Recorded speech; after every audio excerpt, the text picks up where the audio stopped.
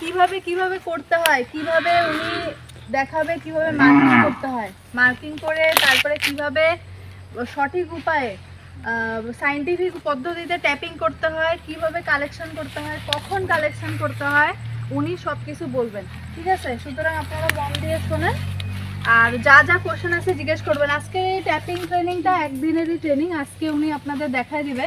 আপনারা যদি চান যে আপনাদের এরিয়াতে ট্যাপিং ট্রেনিং দেওয়া হোক, আমাদের যেটা দেওয়া হয় রাবার বোর্ড থেকে 8 দিনের একটা ট্রেনিং দেওয়া হয়, তারপরে ওই ট্রেনিংটা করলে একটা সার্টিফিকেট দেওয়া হয়। আপনারা যদি চান ওই রকম ট্রেনিং করতে, যে সার্টিফিকেট পাওয়ার জন্য যে ট্রেনিংটা, ওই ট্রেনিংটার জন্য আমাকে একটা লিস্ট আপনারা শেয়ার করতে পারেন, 15 থেকে 20 জনের একটা লিস্ট, তাহলে টাইমে আপনাদের এখানে এসে ট্রেনিং করাই যাবে।